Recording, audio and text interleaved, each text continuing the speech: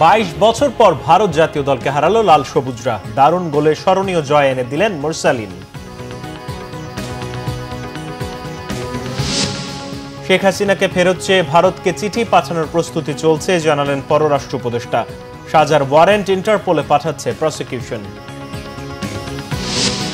শেখ হাসিনার মৃত্যুদণ্ডের রায় রাজনীতির জন্য সতর্কবার্তা বলছেন বিশ্লেষকরা। অস্থির সময় পার করছে দেশ, মন্তব্য মির্জা ফখরুলের। দেশে এখন মোট ভোটার 12,76,95,000। এনসিপি সহ দুটি দলের চূড়ান্ত অনুমোদন, পর্যালোচনায় আম জনতা পার্টি। দেখছিলেন ক্রাউন সিমেন্ট সংবাদ শিরোনাম। অবশেষে কাটলো 22 বছরের জয় খরা। এশিয়ান কাপ বাছাই পর্বে হোম ম্যাচে ভারতকে হারালো বাংলাদেশ। ঢাকা স্টেডিয়ামে 1-0 গোলে জয় পায় লাল সবুজের দল। প্রথমার্ধের 11 মিনিটে দারুণ লক্ষ্য ভেদে দেশকে স্মরণীয় এই জয় এনে দেন ম্যাচের নায়ক শেখ মুরসালিন। কানায় কানায় ভরা গ্যালারিতে দর্শকরাও ম্যাচটা উপভোগ করেছেন মন ভরে। এদিকে স্মরণীয় এই জয়ে জাতীয় ফুটবল দলের জন্য 2 কোটি টাকা পুরস্কার ঘোষণা করেছেন ক্রীড়া উপদেষ্টা আসিফ মাহমুদ সজীব ভুঁইয়া। আরও জানাচ্ছেন মানিক মাহমুদ। বছরের শেষ আন্তর্জাতিক ম্যাচ এশিয়ান কাপ বাছাইতে সি গ্রুপে হোম ম্যাচে প্রতিপক্ষ ভারত। শিলংয়ে তাদের বিপক্ষে ড্র করেছিল বাংলাদেশ। এবার ঘরের মাঠের চ্যালেঞ্জ। ঢাকা জাতীয় স্টেডিয়ামের গ্যালারিতে দর্শকদের উন্মাদনা। হারাতেই হবে ভারতকে। সর্বশেষ তাদের বিপক্ষে জয় এসেছিল 22 বছর আগে। 2003 সালে এই স্টেডিয়ামেই সাফ চ্যাম্পিয়নশিপের সেমিফাইনালে মতিউর মুন্নার গোল্ডেন গোলে ভারতকে হারিয়েছিল বাংলাদেশ। তপু, সোহেল, মোরসালিন, ফাহিমদের সাথে প্রথম একাদশে হামজা, সমিত সোম, অধিনায়ক জামাল ভুঁইয়াকে রাখেননি কোচ কাবরেরা। শিলংয়ের মতো ঘরের মাঠেও দর্শক হয়ে থাকতে হয় JB6কে। হালকা শীতের আমেজে ম্যাচের উত্তাপ, ভারতের রক্ষণে স্বাগতিকদের আঘাত। 11 মিনিটে বাদ ভাঙা উল্লাস দর্শকদের। শেখ মুরসালিন বল জড়ান জালে। এরপর আরও কয়েকবার সুযোগ পেলেও তা লক্ষ্যভ্রষ্ট হয়। নেপালের বিপক্ষে বাইসাইকেল কিকে অসাধারণ দর্শনীয় গোল করা হামজাকে নিয়ে এই ম্যাচও প্রত্যাশা ছিল দর্শকদের। গোলের দারুণ সম্ভাবনাও তৈরি করেছিলেন হামজা, তবে তার শট পোস্টের বাইরে দিয়ে যায়। বিরতির পর পাল্টা আক্রমণে ভারতের মহেশ লক্ষ্যভেদে ব্যর্থ হন। সময়ের সাথে বাড়তে থাকে স্নায়ুচাপ। আগের ম্যাচগুলোতে শেষ মুহূর্তের গোলে হতাশায় মলিন হতে হয়েছিল বাংলাদেশকে। এ ম্যাচও তৈরি হয়েছিল শঙ্কা।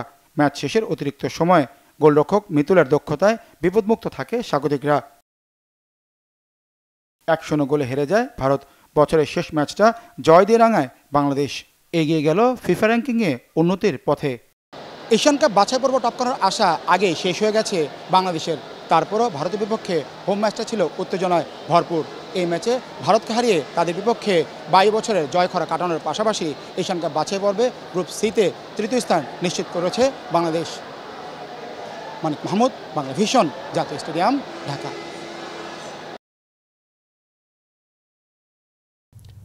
শেখ হাসিনাকে ফেরত চেয়ে ভারতকে চিঠি এখনও পাঠানো হয়নি, তবে চিঠি প্রস্তুত হচ্ছে। অনানুষ্ঠানিক আলাপে জানিয়েছেন পররাষ্ট্র উপদেষ্টা তৌহিদ হোসেন। মঙ্গলবার সন্ধ্যায় নিজ অফিস থেকে বেরিয়ে যাবার পথে সাংবাদিকরা প্রশ্ন করলে তিনি এই তথ্য জানান। তৌহিদ হোসেন জানান, শিগগিরই চিঠি পাঠানো হতে পারে, তবে রায়ের কপি পাঠাবে না পররাষ্ট্র মন্ত্রণালয়। শুধু একটি নোট ভার্বালে রায়ের বিষয়টি জানিয়ে শেখ হাসিনাকে হস্তান্তর করতে বলা হবে ভারতকে। এর আগে সোমবার পররাষ্ট্র উপদেষ্টা জানিয়েছিলেন, মানবতা বিরোধী অপরাধে মৃত্যুদণ্ডপ্রাপ্ত আসামি শেখ হাসিনা ও আসাদুজ্জামান খান কামালকে ভারতের কাছে ফেরত চাইবে বাংলাদেশ। এদিকে মানবতা বিরোধী অপরাধে মৃত্যুদণ্ড পাওয়া শেখ হাসিনা এবং আসাদুজ্জামান খান কামালের সাজা পরোয়ানা পররাষ্ট্র মন্ত্রণালয়ের মাধ্যমে ইন্টারপোলে পাঠাবে প্রসিকিউশন, যার প্রক্রিয়া এরই মধ্যে শুরু করেছে বলে জানিয়েছেন প্রসিকিউটর JMH তামিম। এদিকে রাজুকের প্লট বরাদ্দে দুর্নীতি মামলার রায় এ মাসেই হতে পারে বলে জানিয়েছেন দুদকের পাবলিক প্রসিকিউটর। মঙ্গলবার আন্তর্জাতিক অপরাধ ট্রাইব্যুনালে সাংবাদিকদের প্রশ্নের জবাবে তিনি এ তথ্য জানান। তামিম বলেন, রায়ের কপি আসামি আব্দুল্লাহ আল মামুন এবং ঢাকা জেলা ম্যাজিস্ট্রেটের কাছে পাঠাবে রেজিস্ট্রার কার্যালয়। প্রসিকিউশনও সার্টিফাইড কপি পাবে। তিনি জানান, রায়ের 30 দিনের মধ্যে আপিল করার বিধান আছে আন্তর্জাতিক অপরাধ ট্রাইব্যুনাল আইনে। যদি আত্মসমর্পণ না করে পলাতক থাকেন তাহলে শেখ হাসিনা ও কামাল সেই সুযোগ হারাবেন। তবে সর্বোচ্চ আদালত চাইলে সময়ের পরেও তাদের আপিলের সুযোগ দিতে পারেন বলে জানান এই প্রসিকিউটর। এদিকে জুলাই আগস্ট মানবতা বিরোধী অপরাধের মামলায় ট্রাইব্যুনাল 2-এ সাক্ষ্য দিয়েছেন আরও একজন, তবে না বসায় ট্রাইব্যুনাল 1-এ হয়নি চাংখারপুল হত্যা মামলার সাক্ষ্য গ্রহণ। এই রায় 3টি জায়গায় যাবে। একটা হলো প্রসিকিউশন অফিস, একটা হলো উপস্থিত আসামির কাছে আর একটা হলো ডিস্ট্রিক্ট ম্যাজিস্ট্রেটের কাছে। এখন এই রায়ের কিছু অফিসিয়াল কার্যক্রম থাকে, সেগুলো সম্পন্ন হলেই রায়গুলো যথাযথ কর্তৃপক্ষের কাছে চলে যাবে। যে দুজন আসামি পলাতক আছে, গ্রেফতারি পরোয়ানার বদলে একটা কনভিকশন ওয়ারেন্ট, এই কনভিকশন ওয়ারেন্ট বা সাজার পরোয়ানা মূলে আমরা তার বিরুদ্ধে আরেকটি ইন্টারপোলে নোটিশ জারির জন্য আবেদন করব থ্রু ফরেন মিনিস্ট্রি। এটা এখনই আমাদের কাজ শুরু হয়ে গেছে, জাজমেন্ট হাতে পেলেই আমরা এটা পাঠিয়ে দিব। গণহত্যার অপরাধে পলাতক সাবেক প্রধানমন্ত্রী শেখ হাসিনার মৃত্যুদণ্ডের রায় আগামীর রাজনীতির জন্য সতর্কবার্তা বলছেন রাজনীতি বিশ্লেষকরা। তারা বলছেন, রাজনৈতিক দলকে নিশ্চিহ্ন করা কিংবা ক্ষমতার প্রয়োজনে কাউকে আশ্রয় দেয়া ইতিবাচক পরিবেশ তৈরি করবে না, বরং সুষ্ঠু রাজনীতির স্বার্থে সহনশীল সহাবস্থানের পরিবেশ তৈরি করতে হবে রাজনৈতিক দলগুলোকে। রিপোর্ট রিশান নাসরুল্লাহর। With only one sentence, that is sentence of death. স্বৈর শাসকের মতো দীর্ঘমেয়াদে ক্ষমতায় থাকা সাবেক প্রধানমন্ত্রী শেখ হাসিনাকে গণহত্যার দায়ে মৃত্যুদণ্ড দিয়েছে আন্তর্জাতিক অপরাধ ট্রাইব্যুনাল। দেশের সাবেক কোনো প্রধানমন্ত্রীর বিরুদ্ধে এমন রায় দেশের ইতিহাসে এটিই প্রথম। ভবিষ্যৎ রাজনীতিতে এ রায়ের প্রভাব কেমন হবে, ক্ষমতার দৌড়ে পরিবর্তন আসবে কিনা সে প্রশ্নের জবাবে বিশ্লেষকরা বলছেন, কঠিন হবে আগামীর রাজনীতি।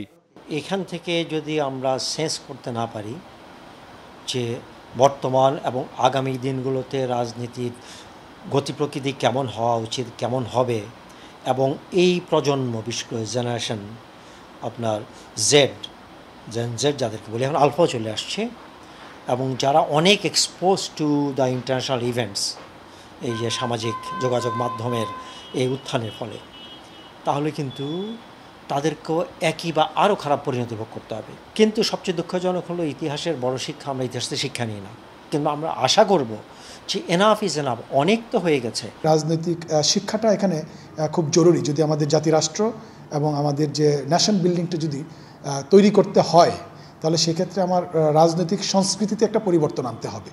অর্থাৎ যেন তেনভাবে শুধু আমি ক্ষমতায় থাকবো আর নিপীড়কের ভূমিকায় আবির্ভূত হব, এই জায়গা থেকে যদি আমরা সরে না আসতে পারি, তাহলে এই পরিণতিগুলো যুগে যুগে হয়েছে এবং এটা ব্যতিক্রম নয়। সাজ্জাদ এইচ সিদ্দিকী ও আশরাফুল ইসলাম চৌধুরীর মতে, রাজনৈতিক দলগুলোর মধ্যে প্রতিহিংসা সরিয়ে প্রতিযোগিতা তৈরি হওয়া দরকার। স্টেট ভায়োলেন্সের দায় নিয়ে একটা গ্রুপ দায় স্বীকার করবে, তাই তো, তার জন্য অ্যাপোলজি সিক করবে, নাম্বার ওয়ান। নাম্বার টু হচ্ছে যে অন্যান্য যে রাজনৈতিক দলগুলো আছে কিংবা যে স্টেক হোল্ডারগুলো আছে, জনগণ আছে, তারা তাদেরকে ফরগিভ করবে, তাদেরকে ক্ষমা করে দেবে। তার পরবর্তীতে দাঁড়ায় যে বিষয়টা, সেটা হচ্ছে যে এখন তাহলে রিয়েল পারপেট্রেটর যারা, সরাসরি যারা একেবারেই মানবতা বিরোধী অপরাধের সাথে সম্পৃক্ত হয়ে গেছে, তাদের ব্যাপারে কি করবে? তাদের ব্যাপারেই বলা আছে যে একমাত্র সিলেক্টিভ পারপেট্রেটর যারা, তাদের আইনানুগ ব্যবস্থা গ্রহণ। দেন হচ্ছে আপনার কম্পিটিটিভ পলিটিক্স করা, বেসড অন কম্পিটিশন। আপনি কার চেয়ে কত ভালো কম্পিটিটিভ পলিটিক্স করতে পারেন, নট ভেঞ্জেন্স। অর্থাৎ আপনি বিষোদ্গারের রাজনীতি কিংবা আপনি প্রতিহিংসার রাজনীতি, এই বিষয়গুলো করলে দেখবেন যে মানুষ তাকে আর গ্রহণ করছে না। সো রিকনসিলিয়েশন মডেল বাংলাদেশে যদি অ্যাপ্লাই করা না হয়, এটা আগে হোক পরে হোক, বেটার পলিটিক্যাল কালচার আপনি পসিবল হবে না। খুব বেশি পরিবর্তন এখন আমরা দেখি না, এখনও কাদা ছড়াছড়ি, এখনও এর পিছনেও কিন্তু মৌলিক কিছু বিষয়ে যদি আমরা এক থাকি, তাহলে কিন্তু এই জাতির অগ্রগতিকেও থামাতে পারবে না। কিন্তু খুব বেশি আশাবাদী হতে পারছি না, কিন্তু আশাবাদী না হয়ে তার উপায় নেই। যে আমরা আশাবাদী হতে চাই, আমরা অনুরোধ করব, আপনারা দয়া করে এই সাময়িক ক্ষমতার মোহে নিজের ব্যক্তি বা দলীয় স্বার্থে আপনার দেশের সার্বিক স্বার্থকে জলাঞ্জলি আপনার দেন না। সময়ের পরিবর্তনে রাজনীতিতে যে চ্যালেঞ্জ তৈরি হয়, সেটিকে গ্রহণ করে রাজনৈতিক দলগুলোকে ভবিষ্যতের পরিকল্পনা তৈরি করা দরকার বলেও মন্তব্য করেন এই দু বিশ্লেষক। রিশান নাসরুল্লাহ, বাংলাভিশন, ঢাকা। বিএনপি মহাসচিব মির্জা ফখরুল ইসলাম আলমগীর বলেছেন, বাংলাদেশ এখন অস্থির সময় পার করছে। গুলশানের একটি হোটেলে ব্যারিস্টার মওদুদ আহমদের বইয়ের প্রকাশন অনুষ্ঠানে তিনি কথা বলেন। বিএনপির স্থায়ী কমিটির প্রয়াত সদস্য ব্যারিস্টার মওদুদ আহমদের লেখা ডিমাইজ অব ডেমোক্রেসি বইয়ের মোড়ক উন্মোচন অনুষ্ঠানের আয়োজন করে বইয়ের প্রকাশক ইউপিএল। রাজধানীর গুলশানের লেকশর হোটেলে আয়োজিত অনুষ্ঠানে মওদুদ আহমদের লেখালেখি ও রাজনৈতিক জীবন নিয়ে কথা বলেন বিশিষ্টজনেরা। বিএনপি মহাসচিব মির্জা ফখরুল ইসলাম আলমগীর বলেন, রাজনীতির পাশাপাশি মওদুদ আহমদ লেখালেখিতেও নিবেদিত ছিলেন। তিনি দেশের রাজনৈতিক পরিস্থিতি ও ইতিহাস নিয়ে গুরুত্বপূর্ণ সব বই লিখেছেন। বিএনপি মহাসচিব স্মৃতিচারণ করে বলেন, ব্যারিস্টার মওদুদ ছিলেন একজন গণতান্ত্রিক নেতা। গণতান্ত্রিক আন্দোলনে তিনি ছিলেন সোচ্চার রাজনীতিবিদ।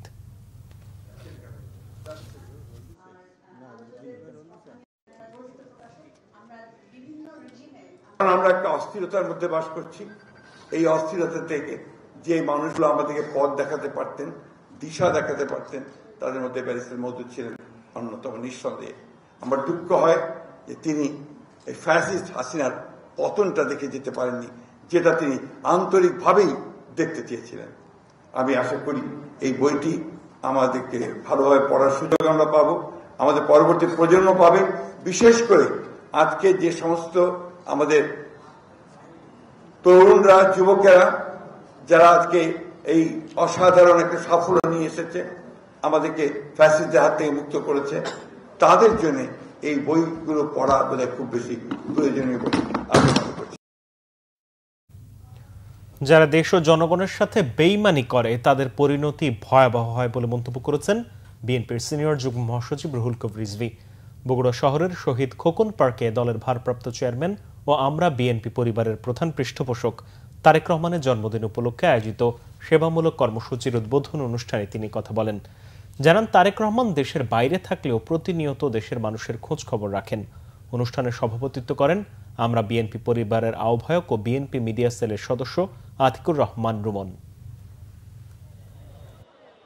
যারা মনে করেছে বিরোধী দলের ছেলেদেরকে বিচার বহির্ভূত হত্যা করে, নিরুদ্দেশ করে দিয়ে, গুম করে দিয়ে, তাদেরকে পাতালে ফেলে দিয়ে, তার পরিবার থেকে বিচ্ছিন্ন করে, মায়ের কাছ থেকে দূরে সরিয়ে দিয়ে, স্ত্রীর কাছ থেকে দূরে সরিয়ে দিয়ে নিজের ক্ষমতাকে মজবুত করবেন, নিজের ক্ষমতা আজীবনের জন্য টিকে থাকবেন। তারা নিজের চোখেই নিজের পতন দেখলেন। জামাতের নেতাকর্মীরা গত 1.5 বছরে কোনো প্রতিশোধ নেয়নি বলে জানিয়েছেন দলটির আমির ডাক্তার শফিকুর রহমান। শেখ হাসিনার বিচার নিরপেক্ষ, সুষ্ঠু ও স্বচ্ছ হয়েছে বলেও মন্তব্য করেন তিনি। মঙ্গলবার রাতে রাজধানীর মিরপুরের প্রীতি সমাবেশে যোগ দিয়ে জামাত ইসলামীর আমির এমন দাবি করেন। তিনি বলেন, মুক্তিযুদ্ধের সময় ভারত বাংলাদেশকে যতটুকু সহযোগিতা করেছিল, পরবর্তী সময়ে লুটতরাজ করে বিনিময় নিয়ে গেছে।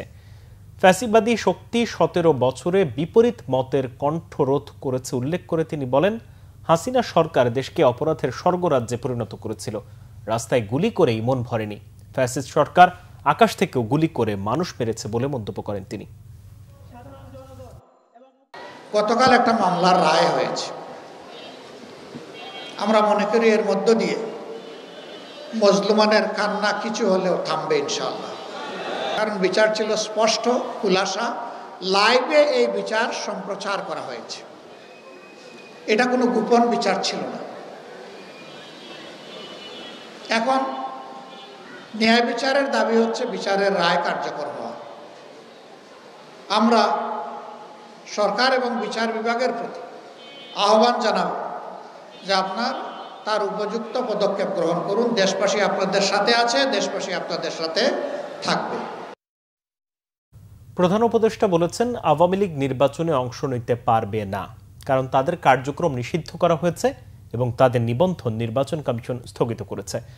আন্তর্জাতিক সহযোগিতা বিষয়ক ডাচ ভাইস মিনিস্টার পাসকালে গ্রোটেনহুইস মঙ্গলবার রাজধানীর রাষ্ট্রীয় অতিথি ভবন যমুনায় প্রধান উপদেষ্টা প্রফেসর মোহাম্মদ ইউনুসের সাথে দেখা করেন। সাক্ষাৎকালে প্রধান উপদেষ্টা এই তথ্য জানান। কৃষি, বাণিজ্য ও বিনিয়োগ, প্রযুক্তি, যুব উন্নয়ন এবং তরুণ ও নারী উদ্যোক্তাদের জন্য একটি সামাজিক ব্যবসায়িক তহবিলের সম্ভাবনা সহ বিভিন্ন ক্ষেত্রে সহযোগিতার সম্প্রসারণ নিয়ে আলোচনা করেন তারা। দুই নেতা বাংলাদেশের গণতান্ত্রিক পরিবর্তন নিয়েও আলোচনা করেন। প্রধান উপদেষ্টা ফেব্রুয়ারির প্রথমার্ধে একটি অবাধ, সুষ্ঠু, বিশ্বাসযোগ্য, উৎসবমুখী নির্বাচন অনুষ্ঠানের প্রতি তার সরকারের অঙ্গীকার পুনর্ব্যক্ত করেন। সফররত ডাচ মন্ত্রী বাংলাদেশের নির্বাচনী প্রস্তুতির প্রশংসা করেন। ডাচ মন্ত্রী জানান, দীর্ঘদিন ধরে ঢাকা থেকে পণ্যের ক্রেতা ডাচ কোম্পানিগুলো এখন বাংলাদেশে বিনিয়োগ করতে এবং কার্যকর অংশীদার হতে আগ্রহী। ত্রয়োদশ জাতীয় সংসদ নির্বাচন সামনে রেখে চূড়ান্ত ভোটার তালিকা অনুযায়ী এবার মোট ভোটার 12,76,95,183 জন। এনসিপি সহ দুটি রাজনৈতিক দলের চূড়ান্ত অনুমোদন দেওয়া হয়েছে। আর পুনর্বিবেচনা করা হচ্ছে অনশন করে আলোচিত তারেক রহমানের আম জনতার দল সহ 7টিকে। এদিকে প্রবাসীদের ভোটদানে প্রথমবারের মতো পোস্টাল ভোট বিডি অ্যাপসকে গণতন্ত্রের ইতিহাসে অনন্য সংযোজন বলে উল্লেখ করেছেন CEC AMM Nasir Uddin. Report Syed Abdul মোহিতের।